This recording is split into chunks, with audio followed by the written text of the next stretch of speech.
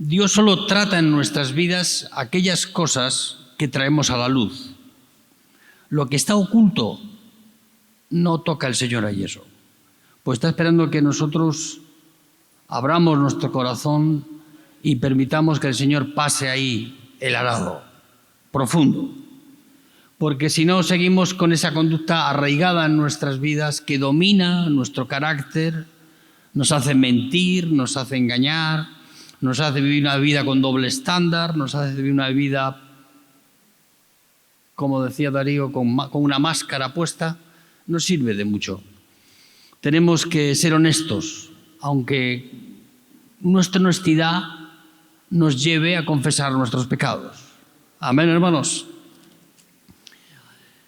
El lema del retiro, este primer retiro, es el nuevo nacimiento. Yo de eso hablé el jueves en San Miguel y hoy también quiero volver a retomar el mismo punto en nuestra vida. Yo no puedo saber si tú has nacido de nuevo o no. Lo que sí puedo saber es si tú das muestras en tu carácter y en tu actitud, si ese nuevo nacimiento se ha producido en tu vida. Porque es muy fácil confundir la religión con el Evangelio. El nuevo nacimiento que Jesús habla aquí en el Evangelio de Juan es un milagro. Es algo sobrenatural, divino, que solo Dios puede hacer en nuestra vida. No es un acto de voluntarismo propio que uno realiza por su desempeño, por su capacidad intelectual o física. Eso no provoca el nuevo nacimiento en nuestra vida, ni tampoco nos lleva al nuevo nacimiento. Normalmente nos suele llevar a otros lugares mucho más peligrosos para nuestra vida, que es a la hipocresía. Y el que ha nacido de nuevo, el que ha tenido esa experiencia en su vida, y aunque no sea muy perceptible para él en sí mismo, pero sí para los demás, eso es lo que Jesús viene a tratar con nosotros. Y la persona que eligió para hablar Jesús del nuevo nacimiento fue a Nicodemo. Nicodemo ya era un poco adulto cuando nació de nuevo. Era doctor en la ley, era un principal entre los judíos. A veces estigmatizamos mucho a los religiosos. Y yo tengo parte de culpa en eso, tengo que reconocerlo. Porque no soporto la religión, fui educado en la religión y tenía buen desempeño. Hasta los 11 años cantaba en el coro de la iglesia de mi barrio. El cura me tenía guichado el ojo, me había echado el ojo. Espero que no para ninguna cosa rara, pero me había echado el ojo y me tenía allí, no porque yo cante bien ni nada, pero sí animaba a que otros lo hicieran, no sé cómo decirte. Veía autenticidad en las cosas que hacía y bueno, me ponía allí a cantar hasta que un día le dije, si quieres que cante aquí de nuevo, me tienes que dar del alfolí plata. Claro, el cura dijo, sí, te voy a dar plátano, te voy a dar un plátano. Pero bueno, y el nuevo nacimiento en nuestra vida puede llegar incluso en una edad adulta, como le llegó a Nicodemo. Yo te voy a confesar una cosa esta mañana. Yo nací de nuevo cuando era pastor. Sí. No hace tanto tiempo. Porque la gran mayoría del tiempo en el cual yo he servido al Señor y que llevo ya unos cuantos años, esa experiencia solo fue captada en mi corazón y en mi espíritu no hace tanto tiempo. Eso no significa que uno sea malo, ni que sea vergonzoso para nuestra vida, simplemente que no nos ha llegado esa revelación personal a nuestra vida. Y te digo, el nacer de nuevo es como una carta de liberación, no de indulto, sino de liberación de tu propia vida, de ti mismo. De esas cosas que dominan nuestro ser, nuestro ego, nuestra vida personal, que pone expectativas y objetivos equivocados en nuestra vida, incluso dentro de la iglesia. Hay personas que quieren hacerse cristianos para ser pastores. Digo, menudo lío te vas a meter. Mejor que seas un diácono en la iglesia que no te metas de pastor. Porque una de las grandes frustraciones que tenemos los que predicamos la palabra es esa. Queremos tener éxito y a veces no se tiene éxito. Amén, hermanos. Entonces, ¿tú quieres frustrarte? Súbete aquí al púlpito y luego trabaja con personas. Ya vas a ver el grado de frustración que significa eso. Evangelio de Juan, capítulo 3, vamos a leerlo, versículos del 1 en adelante. Había un hombre de los fariseos que se llamaba Nicodemo, un principal entre los judíos, un hombre bueno, recto. Nicodemo no era un hombre inmoral, tenía una conducta impecable en su vida, un hombre correcto, un hombre santo, un hombre que amaba a Dios, pero que no había nacido de nuevo. Era un odre viejo. Este Nicodemo es de los últimos odres viejos que ya quedaban en la Biblia y a los que Jesús nos muestra cómo no se puede echar vino nuevo en odre viejo.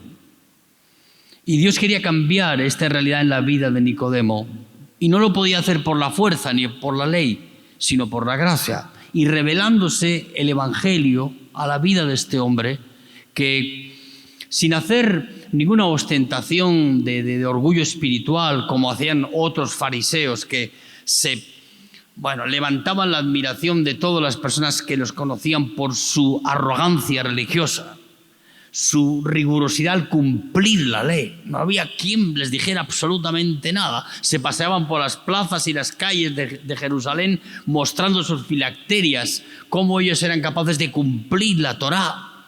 Y claro, cuando veían a un pobre desgraciado como el paralítico de Betesda o el ciego de nacimiento, para ellos era inadmisible que Dios pudiera salvar a una persona así. Ellos pensaban que Dios les había venido a salvar a ellos por su comportamiento, su actitud. Pero Dios no viene a salvarte a ti ni a mí por las cosas que hacemos bien, sino Dios te salva a ti y a mí por las cosas que erramos, por aquellas cosas que son pecado en nuestra vida y que son mucho más abundantes de las que nosotros mismos somos capaces de confesar. Dios vino a buscar a los fallidos, a los caídos, a los perdidos. Dios tiene amor por los perdidos. Amén, hermanos. Y tú y yo éramos eso. Había un hombre de los fariseos, se llamaba Nicodemo. Dice, este vino a Jesús de noche y le dijo, Rabí, que es maestro, sabemos que has venido de Dios como maestro porque nadie puede hacer estas señales que tú haces si no está Dios con él.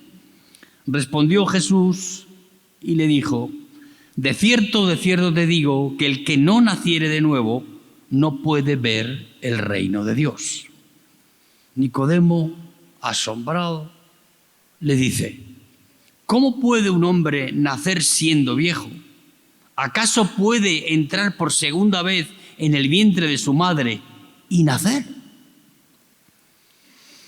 Respondió Jesús, de cierto te digo que el que no naciere de agua y del Espíritu no puede entrar en el reino de Dios. Nacer de nuevo no es una conquista humana, no es algo que tú y yo podemos hacer por nosotros mismos. Ni físicamente somos capaces de planificar nuestro propio nacimiento, ni el de tus hijos. Mis hijos no son nacidos porque ellos quisieron, fueron nacidos porque su mamá y su papá decidieron así. Luego, el nacimiento espiritualmente en nuestra vida no es provocado por lo que nosotros hacemos, no es mi conquista personal que logra llegar a ese nivel, a ese estatus donde recibo esa vida de Cristo en mí que me lleva al reino de los cielos. No, es algo que no depende de nosotros, sino depende del Padre, de aquellos a los que el Padre da al Hijo para que sean salvos. Nicodemo era ya adulto, muy adulto, un hombre ya entrado en años, llegaba al fin su vida. Y vino a Jesús y no con ánimo de buscar apoyo en Jesús, sino un ánimo de comprender las cosas que estaban ocurriendo. Y Jesús amaba a Nicodemo y quería salvar a Nicodemo. Le dice: Nicodemo, de cierto te digo que si no nacieres de nuevo, no puedes ver el reino de los cielos. La miopía de Nicodemo es la miopía de la gran mayoría de los cristianos. Tienen una formación religiosa, acuden a los cultos, levantan las manos, alaban al Señor, tienen alguna experiencia que es el sostén de sus vidas, pero no han tenido esa experiencia personal de haber nacido de nuevo. Siguen todavía dominados por esa naturaleza caída que hay en sus vidas. Esa naturaleza caída que vive en todos nosotros es una naturaleza que tiene tres características principales. Primero, es una naturaleza egoísta. Yo ya nací, desde que nací, y tengo capacidad de conciencia de que nací diciendo mío. Esto es mío. No solamente esa característica que es común a todos nosotros, sino nací rebelde. La rebeldía es una asignatura que no hay que enseñarle a nadie. La rebeldía es una actitud constante en nuestra vida, que proviene ¿de qué? De esa naturaleza caída en nosotros. Y cuando eso nos domina, nos convertimos en personas realmente dañinas para los demás y dañinas para nosotros. No solo es egoísta, rebelde, sino que es caótica. Tú dale un papel a un niño de 3 años y dile: haz una paloma con el papel. Y agarra el papel y lo destroza por todos lados. Yo tengo mis nietos, lo he visto en mis hijos también. Solo hay que educar eso para que el niño haga esas cosas. Ahora, la tendencia nuestra de nuestra vida, ¿cuál es? Es al caos.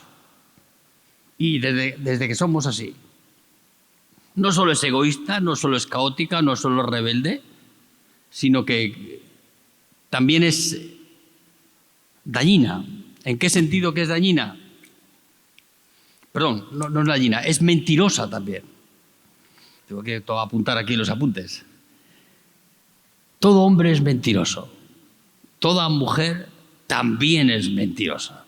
Y no te hace falta que yo te lo diga. Tú lo sabes. Mentir es otra de las características principales de la vida que domina nuestro ser. La honestidad viene después que conocemos al Señor en nuestra vida. O no tenemos miedo a decir la verdad. Pero esas 4 características están en todos nosotros. Y cuando eso es lo que domina tu vida, esa naturaleza es la que domina tu vida, es muy difícil salir de ella. Solo la cruz del Calvario en nuestra vida es capaz de poder tratar eso en nuestra vida personal. Una de las cosas más extraordinarias que el Evangelio nos muestra es que Cristo nos llevó a morir con Él en esa cruz, nos incluyó en su muerte. Lo que muchos no saben es que también nos incluyó en su resurrección, para darnos la vida de Él, que es la vida nueva. La vida nueva no es la forma en la que tú vives como cristiano el Evangelio, sino la vida nueva es como Cristo vive el Evangelio a través de ti, porque ya no eres tú el que vives, es Cristo el que vive en ti. Tenemos que permitir al Señor que sustituya nuestra propia vida, nuestra propia esencia de lo que somos, para poner la vida de Él en nosotros. Cuando Pablo dice ya no vivo yo, ¿tú qué crees que quiere decir Pablo con eso? Ya no vivo yo. Eso significa que cuando Cristo viene a vivir en nuestra vida, Él es el que va a vivir la vida cristiana, nos va a hacer vivir la vida cristiana a través de nosotros. No soy yo el que vive el Evangelio, es Cristo que lo viene a vivir en mí para Él vivir el Evangelio a través de mí. Ya no vivo yo significa desaparecer. Juancho desapareció. ¿Quién vive ahora? Vive Cristo. Si Cristo vive en mí y Él me domina con su naturaleza, mi propia vida, esa es la vida nueva que Dios nos da y esa es la vida que yo amo. Yo amo el vivir de Cristo en mi vida. No amo el vivir de mi propia vida. No me amo a mí mismo. Porque eso es un peligro terrible. Cristo viene a vivir en nosotros para que nuestro vivir sea Cristo en nuestra vida. No soy yo el que vive el Evangelio. Ya no vivo yo, dice Pablo, mas Cristo vive en mí. ¿Cómo puede vivir Él en ti? Él puede vivir en ti cuando tú le cedes, le concedes el trono de tu corazón. Esa naturaleza caída que domina tu vida es relegada, es sustituida. ¿Por quién? Por la naturaleza de Cristo en nosotros. ¿Qué es el nuevo nacimiento? Es eso. Es que la naturaleza de Cristo ahora vive en nosotros, rige en nuestra vida, conduce en nuestras vidas. Y el Evangelio ya no soy yo el que lo vive, es Cristo dentro de mí el que me va a hacer vivir el Evangelio. Y yo lo vivo ¿cómo? A través de Cristo. Si no, el Evangelio es de imposible cumplimiento. Tú y yo no podemos vivir el Evangelio sin Cristo en nuestra vida. Podemos hacer la práctica religiosa, venir al culto, tal, no sé qué. Ahora, vivir el Evangelio dominado por la naturaleza divina, por esa nueva vida que Cristo quiere concedernos a nosotros, solamente puede ocurrir eso si Cristo vive en nosotros. ¿Qué es el nuevo nacimiento? Es eso.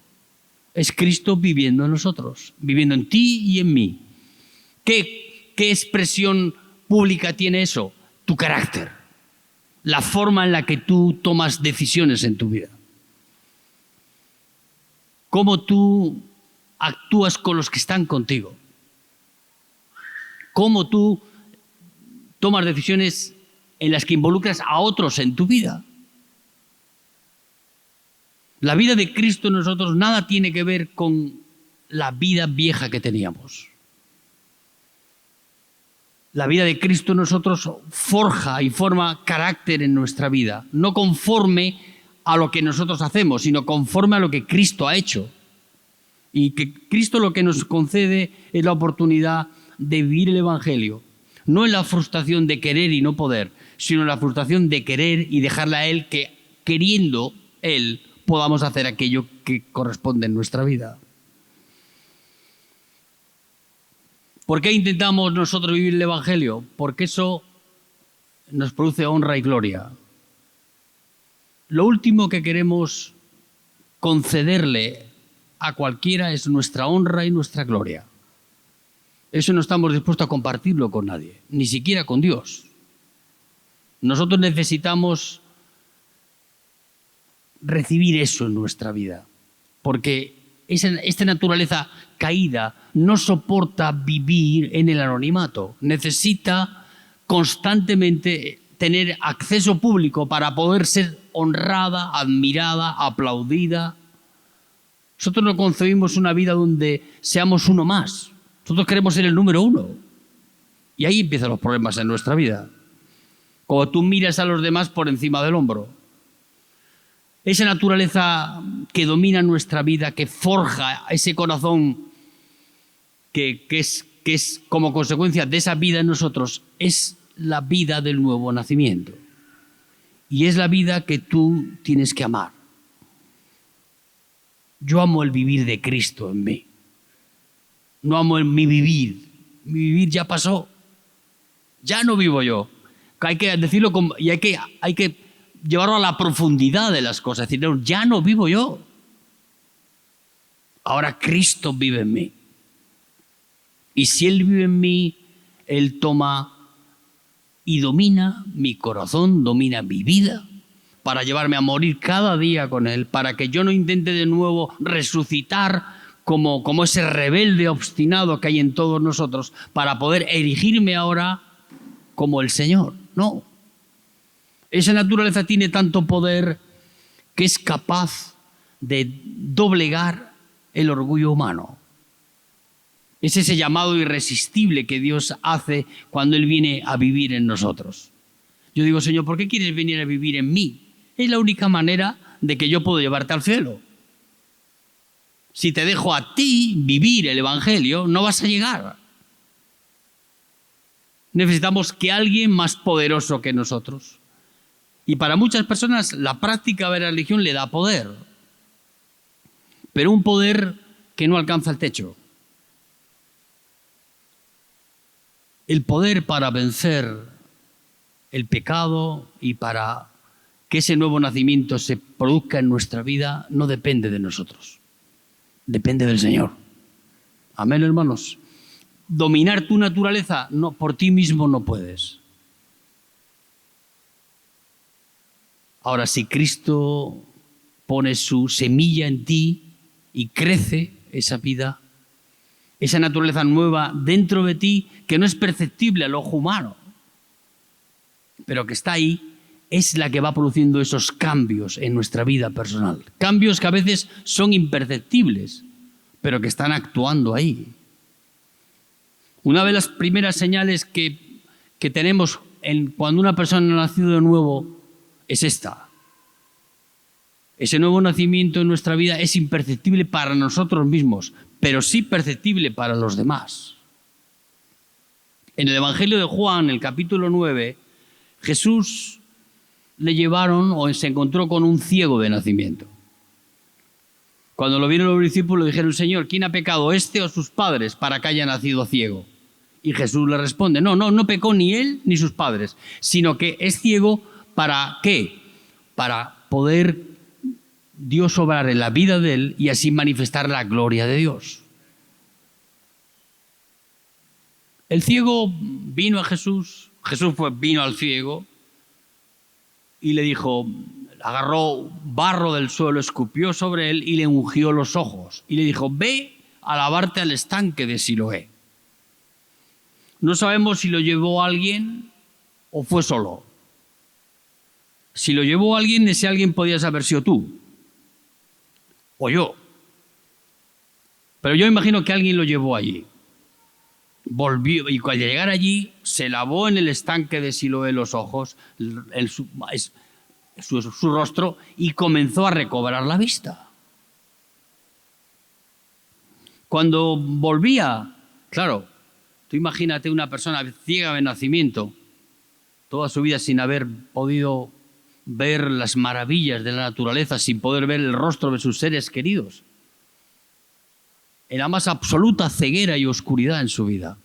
Los primeros que lo interceptaron fueron un grupo de religiosos, fariseos, y empezaron a interrogarlo, un interrogatorio bien religioso. Le dijeron: hemos oído que, y vienes diciendo que alguien te ha sanado en el día de reposo. El que haya hecho eso está violando la ley. Y le preguntaron al ciego: ¿quién es el que te ha hecho eso? Y el ciego no supo explicarle. Él dijo: mira, no sé quién fue, sé cómo lo hizo, sé las formas, cómo hizo cómo me dijo que hiciese para poder recobrar la vista. A veces el nuevo nacimiento en nuestra vida, nosotros no podemos dar muchas explicaciones de por qué ha ocurrido eso en nosotros. Somos como el ciego. Cuando nos interrogan las personas que están alrededor nuestro a ver por qué hemos tomado esa decisión de seguir a Cristo en nuestra vida, no tenemos una respuesta racional para darles. Sí sabemos que algo ha ocurrido en nuestra vida, no sabemos explicarlo de forma racional, pero sí se ha producido un cambio perceptible para los ojos de los demás, quizá no tanto para nosotros, de que esa vida nueva en nosotros está produciendo alguna transformación en nuestra vida. ¿Me sigues? Amén. Y claro, los fariseos estaban dispuestos a llevar al límite al ciego. Fueron a buscar a sus padres porque pensaban que el ciego les estaba engañando. Digo, este no es ciego, se estaba haciendo el ciego o lo que sea, y ahora para glorificar al Señor y para darle gloria a Jesús, viene diciendo que Él le ha sanado. Fueron a buscar a los padres. A ver, ¿era ciego? ¿Este es vuestro hijo? Sí. ¿Y vuestro hijo era ciego de nacimiento? Sí, era ciego de nacimiento. Ya no le quedaban muchas alternativas a los fariseos. Sus padres testificaban y claro, los padres no querían decir abiertamente que había sido Jesús, porque había una orden dada que si alguna persona honrara a Jesús o lo magnificara como Dios, no lo dejaran entrar en la sinagoga. Alguno podía decir, bueno, pues, si no me dejan entrar en esta iglesia voy a otra. No, el problema es que allí no había más que una sinagoga. Si te echaban de la sinagoga eras un paria en el pueblo de Israel. Nadie te compraba, nadie te vendía, eres como un paria, un zombi en medio de aquella sociedad por esta acusación de haber glorificado a Jesús. Entonces los padres muy listos dijeron, no, preguntadle a él qué edad tiene para responder por sí mismo. Y fueron de nuevo y le preguntaron otra vez al ciego, pero tú, vamos a ver, si tú naciste ciego, pero ¿cómo ocurrió eso? El que te sanó lo hizo un día de reposo. Ese está violando la ley de Moisés y encima es un pecador, porque nadie que se atribuye que sea Dios puede hacer esas cosas. Y la frase del ciego, yo no sé si es pecador o no. Yo sé que antes era ciego, pero ahora veo, querido. Amén, hermanos. ¿Cómo ocurre eso en nuestra vida? No te puedo explicar. Como el ciego no podía explicar qué le había pasado. El ciego lo mandó al estanque, quítate el lodo de los ojos, la ceguera. Fue, obedeció, volvió. A veces no podemos dar muchas explicaciones a los demás de por qué hacemos lo que hacemos. A veces es imperceptible para nuestra propia vida el cambio y la transformación que día a día está haciendo el Señor en nosotros. Los demás lo ven, por eso vienen a interrogarte, por eso vienen a interrogar al ciego. Bueno, era muy evidente un ciego que arma semejante alboroto en la ciudad. Imagínate tú, sería súper conocido en todos los lados. Y bueno, levantó pues, a los fariseos. Y Jesús termina el texto, vamos a leerlo, Evangelio de Juan, capítulo 9.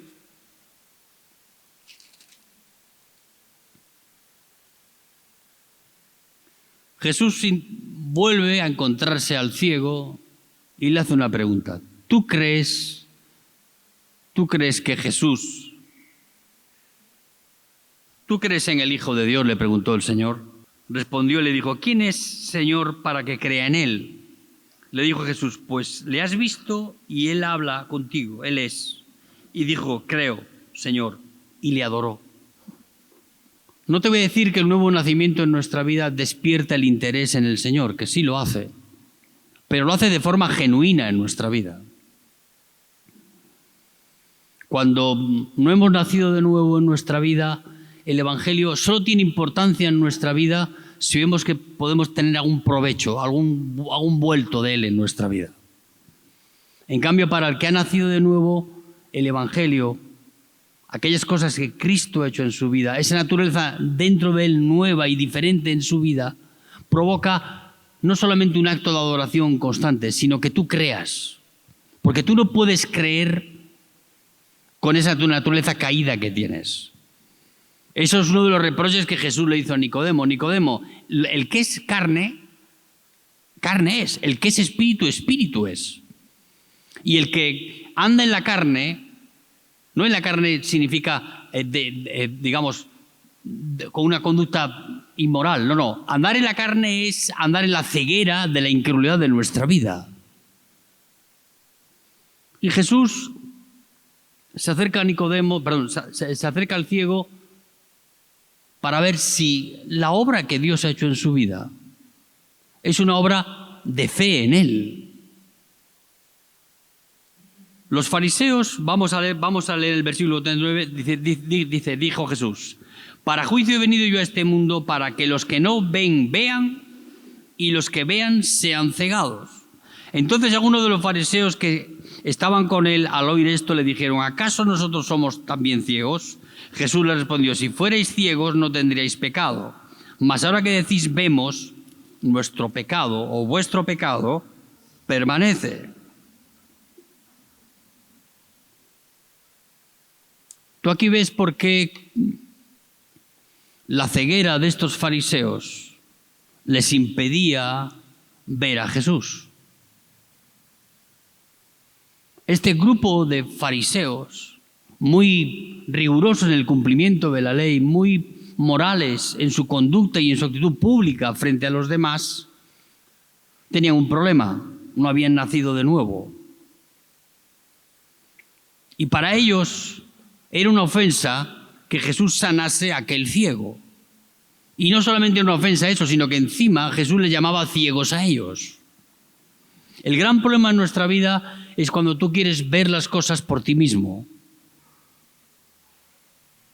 Cuando tú, por la óptica de la religión, ves a los demás. Cuando tú te ves a ti mismo suficiente en las cosas que haces, cuando tú te ves que tu desempeño y tu actitud como cristiano es buena, no estás pensando en el nuevo nacimiento en tu vida. Piensas que lo que ya has hecho, lo que has logrado, es suficiente para entrar al reino de los cielos. Y estos fariseos no eran como el ciego. Ellos no podían decir: mira, yo antes, no sé si era pecador o no este señor, pero yo sé que antes era ciego y ahora veo. No, ellos no podían decir eso. Ellos permanecían en su ceguera porque no querían ver al Mesías. A veces la actitud de nuestra vida es la misma. Tenemos una experiencia con el Señor en nuestra vida, pero la práctica de la religión, la práctica del culto en sí misma nos impide que Dios pueda abrir nuestros ojos para que podamos ver en Él el Salvador de nuestras vidas. Tú puedes confesar que Jesús es tu Salvador. Ahora, tienes que verlo. Tienes que ser consciente en tu vida de eso. Y eso es no es como consecuencia de lo que hacemos, del desempeño como cristianos, sino es como consecuencia de esa vida nueva dentro de ti. Con una naturaleza vieja como la que tenían estos fariseos, para ellos era imposible por sí mismos. Y mira que te digo que eran rigurosos en el cumplimiento de la ley, mucho más que nosotros, Pero para ellos, obcecados en la práctica religiosa, no podían ver al Mesías. Es más, lo cuestionaban, lo denostaban, lo injuriaban, e incluso lo quisieron perseguir para matarlo. ¿Por qué tú crees y otros no? Y eso no te lo puedo decir. Pero sé que aquellos que han nacido de nuevo no son perceptibles ellos mismos de poder decirte qué ha pasado. Pero en realidad lo que ha ocurrido en sus vidas es que Cristo ha venido a morar en ellos. Y ya Cristo vive en sus vidas. La naturaleza caída que dominaba ante sus vidas ha sido sustituida por la naturaleza de Cristo. Y ahora ve las cosas de otra manera. Quizá no tenga mucha elocuencia y mucho desempeño como cristiano en su vida al comienzo, pero después esa vida en él va a transformar su vida para que él sea mucho más ejemplo y testimonio para los que están con él. El que ha nacido de nuevo no solamente no lo sabe, porque no es una cuestión que uno es consciente de ella, sino que cuanto más inconscientes de ella y menos conscientes somos en nuestra propia vida, mejor nos va a ir. Porque la arrogancia religiosa del que ha nacido de nuevo y hace de eso una gloria propia es un gran peligro. Esto fue lo que le pasó a estos fariseos. Ellos pensaban que haber sido elegidos para practicar la religión judaica en medio del pueblo de Israel les otorgaba, favores especiales de Dios y un lugar de status quo mayor que el resto de las personas. Yo te digo, a veces es mejor no saber nada, pero que aquello que tú y yo podemos tener conciencia en nuestra vida es de lo que Cristo está haciendo. Amén, hermanos. No de lo que tú puedes hacer.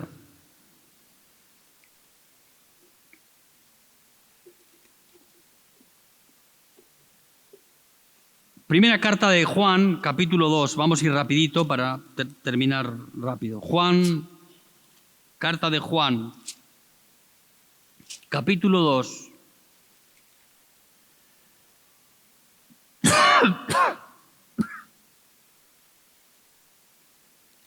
Versículo 29.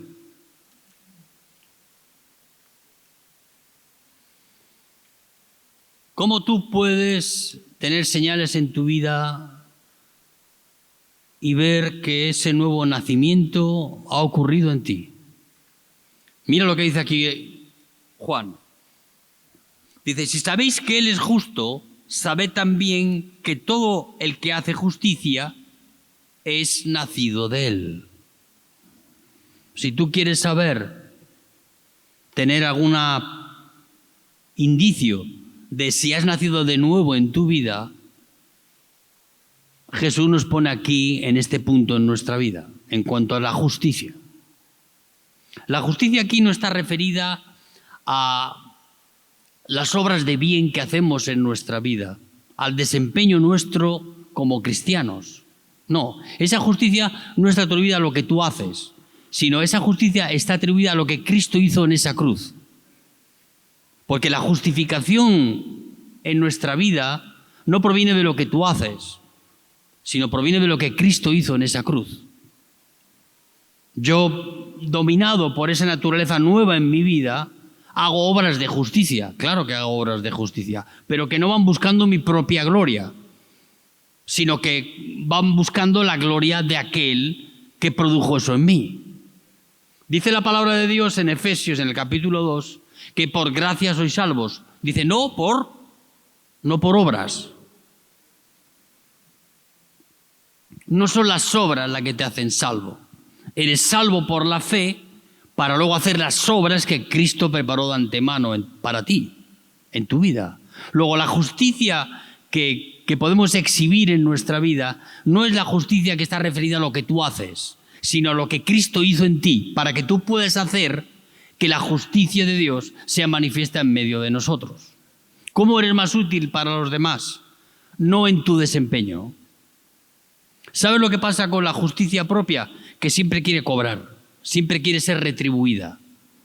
Nosotros queremos hacer las cosas para merecer las recompensas que recibimos. Y esa justicia lo único que busca es retribución.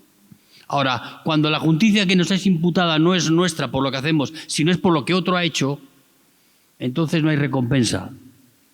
Porque solo es a Él al que merecemos o al que le debemos que es su justicia en nosotros nos haga justos delante de Dios. Amén, hermanos. ¿Por qué somos justos? ¿Por qué el que es nacido de nuevo hace justicia? Porque aquel que es justo vive en Él. No es una invención mía.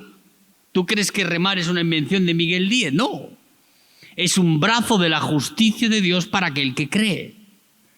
Él creyó a Dios, Dios le dio una misión, un llamado en su vida, como me lo dio a mí y te lo puede dar a ti también.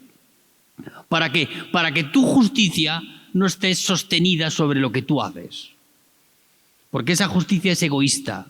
Siempre va a buscar retribución, siempre busca merecimiento, honra y gloria. En cambio, cuando tu justicia es imputada a ti no por lo que tú has hecho, sino por lo que Él hizo, entonces lo que hacemos lo hacemos para la gloria del Señor. Si hay que hacer algo para la gloria del Señor, yo el primero. Para mí, no, pero para el Señor, lo que sea. Amén, hermanos. Yo me apunto para darle la gloria al Señor allí donde sea, como sea. Pero esa actitud de nuestra vida se construye no por tu voluntarismo, sino que la produce esa vida dentro de ti. Aquel que es justo y vive en ti te lleva a hacer obras de justicia, que no van a ensalzarte a ti, sino que van a ensalzar al Padre. Digo, ¿para qué litigar con Dios para cobrar recompensas en nuestra vida cuando podemos manifestar con nuestros actos que aquellos actos de nuestra vida tienen un solo propósito, que es glorificar al Señor. Amén, hermanos.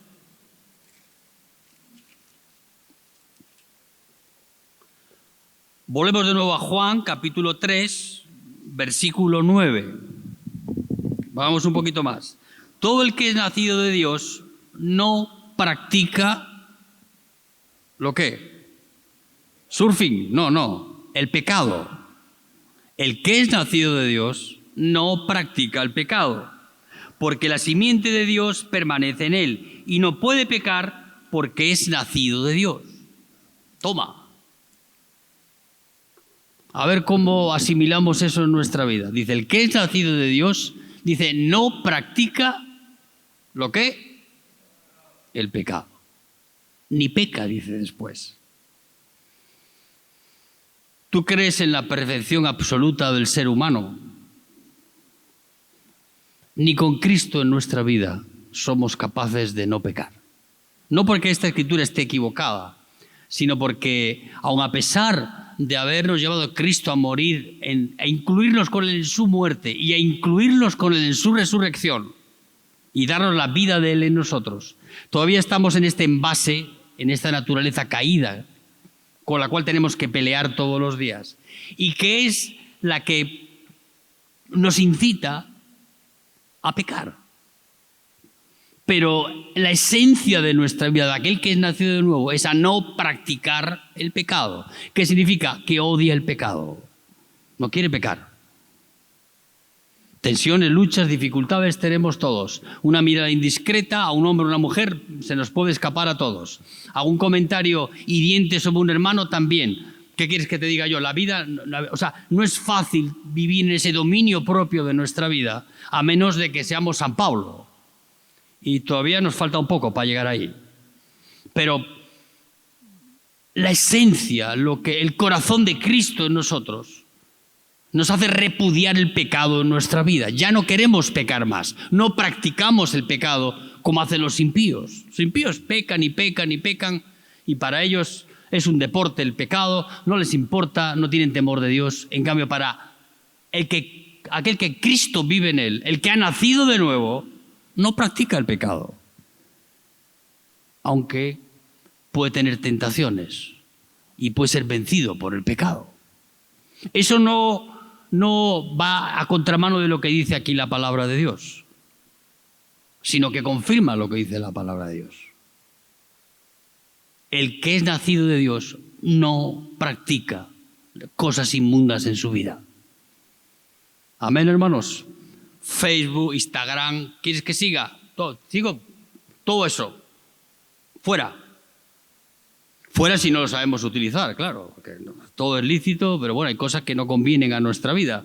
Y el que se deja dominar por un celular o por cualquier otra cosa, pues ahí entonces es cuando empieza la lucha en nuestra vida. Y tú piensas que tu naturaleza caída todavía tiene poder. El viejo hombre ha sido crucificado con Cristo. Ya no te domina la naturaleza del viejo hombre, que es egoísta, caótica, rebelde, mentirosa. No te domina eso, pero tu carne está ahí. Y claro, carne es carne. Amén, hermanos. El que es nacido de Dios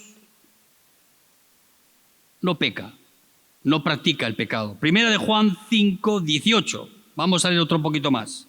Sabemos que todo aquel que ha nacido de Dios no practica el pecado, pues aquel que fue engendrado por Dios le guarda y el maligno, ¿qué dice? No le toca. Aquel que es nacido de Dios, dice, no practica el pecado. Y pecado no solamente es las cosas vergonzosas que el Espíritu Santo nos confronta en nuestra vida. Practicar el pecado tiene múltiples facetas. No solamente nos habla de inmoralidades de ese tipo. Hay otra variedad de pecados que son mucho más peligrosos que esos. Por ejemplo, el orgullo espiritual. Ese se les sube a la gente para arriba y ya los perdimos. Son como un cohete de feria. Suben para arriba y adiós. No bajan a tierra más. Y hay otras conductas en nuestra vida que no provienen de los pecados que nosotros los marcamos con una X como inmorales. Hay peores pecados que esos. Decir, yo soy más espiritual que mi hermano. O cosas así de ese tipo, ¿no? Poniéndonos por encima de los demás en nuestra espiritualidad, en nuestra elocuencia religiosa.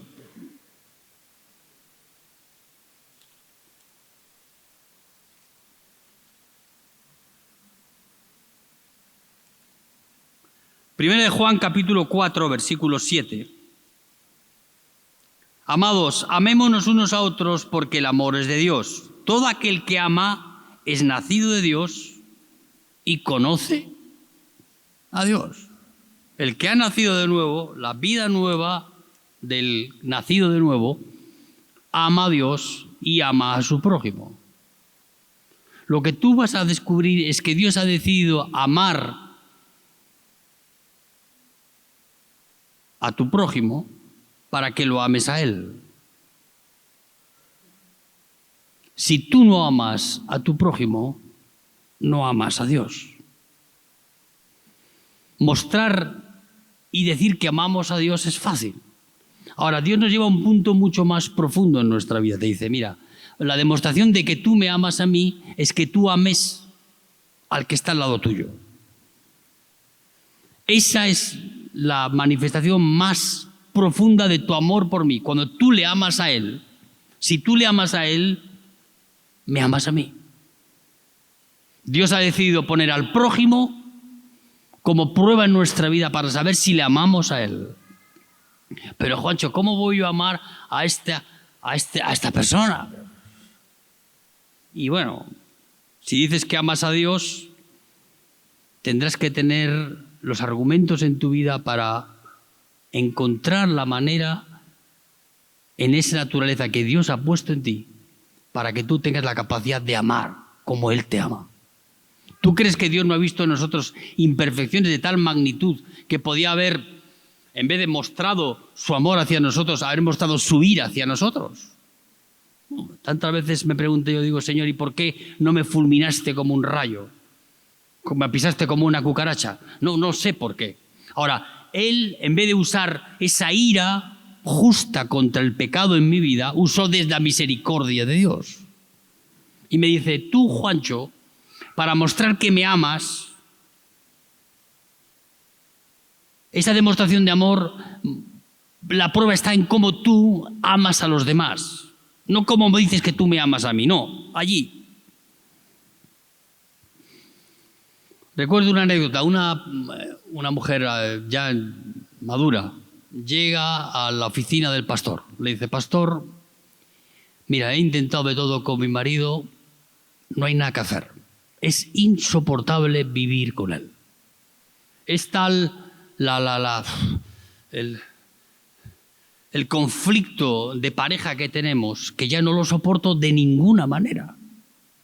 Quiero el divorcio. Este es un ser despreciable. Pastor la miró, dice, bueno, la palabra de Dios dice que tenemos que amar a nuestro marido. No, pero yo a mi marido ya no le amo. No quiero saber nada de él. Pastor que conocía bien la Biblia dice, bueno, si tú no puedes amar a tu marido como marido, ámale como a tu prójimo. Dice, no, de ninguna manera puedo yo compartir mi vida y el espacio de mi vida y mi casa con un ser de esta magnitud. Es imposible, no hay manera, ni como a mi prójimo. Y ya el pastor saca el último recurso que le quedaba, dice, mira, si no puedes amar a tu marido, ni como tu prójimo, ámale como tu enemigo. Pues la Biblia dice que amemos a nuestros enemigos. Dice, de ninguna manera. Ni como marido, ni como prójimo, ni como enemigo. ¿Tú ves qué pocas opciones tenemos los cristianos para eludir amar? No tenemos ninguna. Porque él tampoco tuvo ninguna opción para no amarnos. El que es nacido de Dios ama a Dios en la medida en que ama a su prójimo. La prueba de cuánto tú amas a Dios no no se mide en un nivel de cuánta afluencia tienes a los cultos los domingos, cuánto te involucras en las cosas de la iglesia. Eso también, pero la medida correcta es la que Juan nos dice aquí. Dice así, tú dices que amas a Dios. Bueno, vamos a probar a ver. Te voy a poner aquí al lado tuyo uno que te va a irritar todos los días. De esos tenemos, ¿eh? Oh. Yo recuerdo hace muchos años ya, yo era responsable de una primera fase en Madrid. Y esas cosas de la vida que había profetizado, digo, mira, yo a este chico no quiero saber nada de él. Si viniese aquí en mi comunidad, lo sé. No quiero saber nada de él. Justo cayó. Y justo cayó en mi habitación. Y ya sabes lo que pasa. Eso pasa a veces, ¿no? Que quieres quitarte el problema de encima y el Señor te lo envía.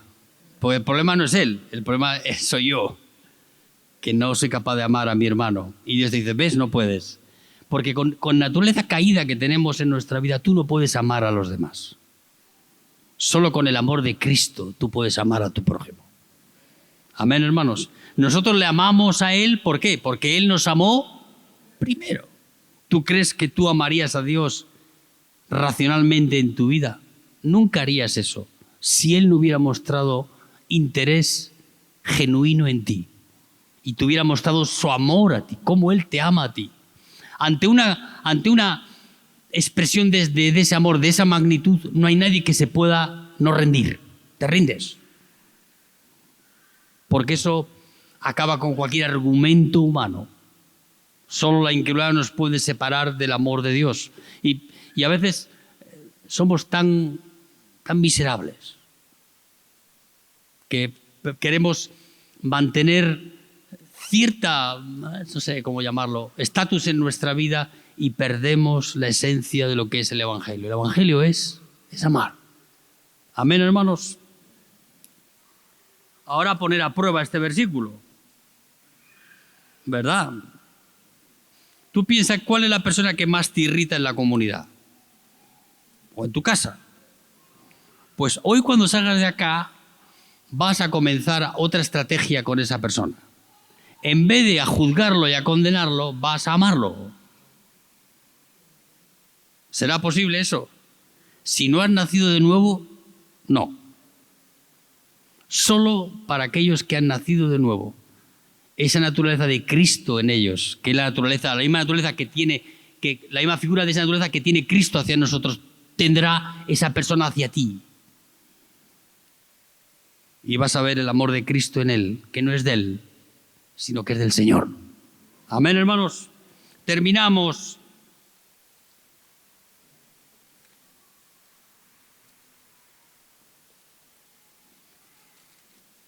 Carta de Juan, capítulo 5, versículo 1, dice, todo aquel que cree que Jesús es el Cristo, es nacido de Dios. Y todo aquel que ama al que engendró, ama también al que ha sido engendrado por él. Aquí de nuevo el apóstol Juan vuelve a decirnos que si nosotros hemos sido amados, engendrados por él y somos amados por él, también tenemos que amar a los que le engendró, o sea, a cada uno de nosotros. Y esa es una prueba bien difícil en nuestra vida. Pero con la ayuda del Señor podemos avanzar en esa dirección.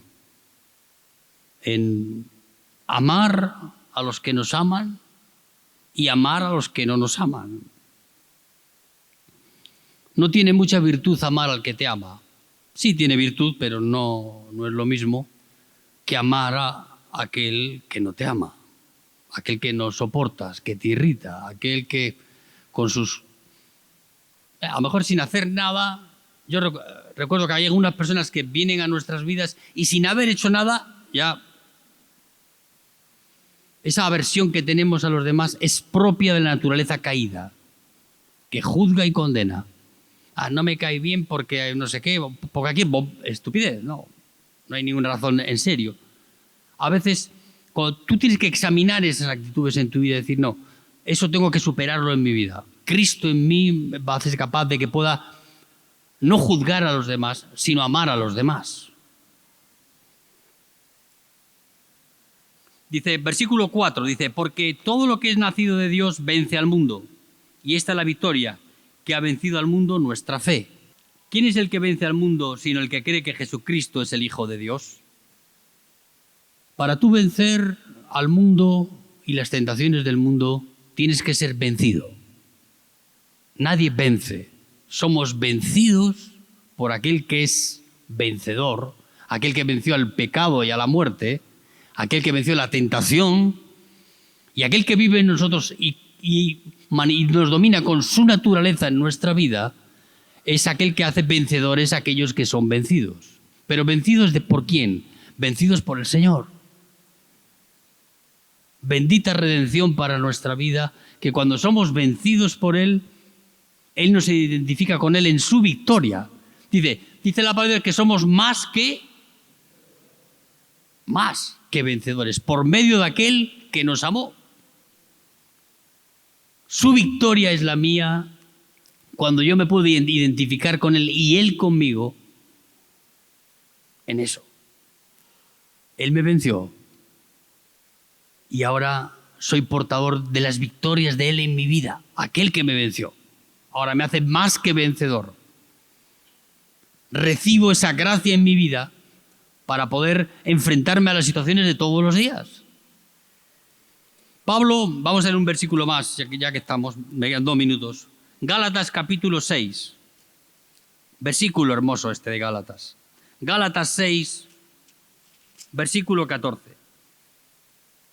Pero lejos esté de mí gloriarme, sino en la cruz de nuestro Señor Jesucristo, por quien el mundo me es crucificado a mí y yo al mundo. Pablo tenía muchas cosas de que gloriarse. Cuando estuvo en el tercer cielo, manifestó que podía gloriarse en que, por lo menos que conozcamos, es el único hombre que ha llegado a ese lugar. Dice, las revelaciones que me fueron dadas allí no se pueden contar. Ahora, él tenía más aprecio, valoraba más en su vida lo que la cruz de Cristo hizo en él, los efectos de la cruz en su vida. Porque está bien si alguno de nosotros tiene alguna revelación, no de esa magnitud, pero de cualquier revelación del Señor en su vida, uno dice, bueno, tengo en qué gloriarme. Ahora, cuando uno se gloría en la cruz en la que Cristo murió y en esa misma cruz nos llevó a morir con Él, ya raya lo absurdo. ¿Pero por qué Pablo decía eso? Pablo decía eso por el efecto de esa vida nueva en nosotros, de aquel que ha nacido de nuevo. ¿Cuál es la consecuencia de esa vida en nosotros? Es que nosotros hemos sido crucificados al mundo y el mundo no nos hemos crucificado del mundo también. O sea, nos hemos librado del mundo. El mundo me es crucificado a mí y yo al mundo, dice Pablo. El mundo me es crucificado a mí significa que hemos perdido todo interés en las cosas de aquí abajo. Esa naturaleza nueva en nuestra vida no pone el énfasis en las cosas de aquí abajo. Te hace ser un peregrino que estás buscando la ciudad celestial, como un peregrino, sin tener importancia en las cosas de aquí abajo. Sí, tenemos que vivir aquí, sin duda alguna. Pero nuestro interés no está puesto acá. El mundo me es crucificado a mí. ¿Qué significa eso? No tengo interés en las cosas de aquí abajo. Mi interés está puesto allí arriba. Amén. Esa es la diferencia del que ha nacido de nuevo del que no ha nacido. Cuando tú veas a una persona que tiene interés solo en las cosas de aquí abajo, entonces ese no. Y el mundo a mí, dice Pablo. La renuncia no es una virtud muy abundante en la vida de los cristianos. Pero Pablo hace un énfasis de cuál es este segundo efecto que la cruz hace en nosotros. Yo no tengo interés en el mundo, lo que el mundo me ofrece no sirve de nada y renuncio voluntariamente en mi vida a cualquier proposición que me sea hecha.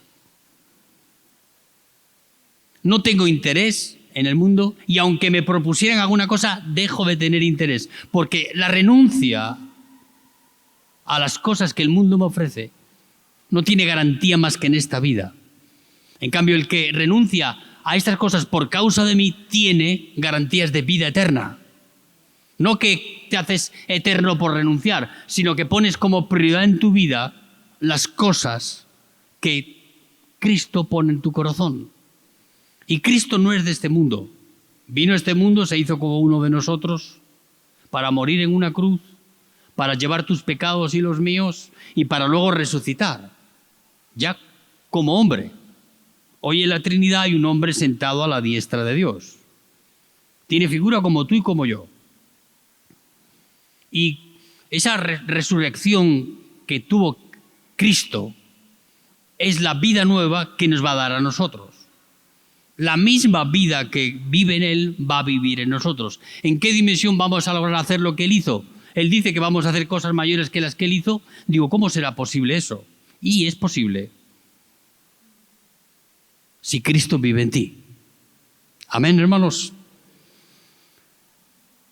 Ponerte la espada y la pared no es el asunto esta mañana, sino que tú veas que la importancia vital de nuestra vida, de que no construyamos una vida donde las apariencias son todo lo que tenemos que ofrecer. El cristianismo que vivimos es solamente el vivir de Cristo en nuestras acciones diarias. No, eso es muy poco. Y eso no es el Evangelio. El Evangelio no soy yo el que lo va a vivir, es Cristo el que lo viene a vivir en mí. Me dice, apártate, te sustituyo, me pongo yo en ti, dentro de ti, y ahora vas a vivir el Evangelio a través de las cosas que yo hago. No de las que tú haces, sino de las que yo hago a través de ti. Y eso es, ya no vivo yo. En su esencia eso es, ya no vivo yo. Es decir, Señor, tú en mí, yo desaparezco y hacer. Claro, al que venga es a ti. Pero el que está ahí dominando tu vida es el Señor. Amén. Ponte de pie si vamos a orar esta mañana.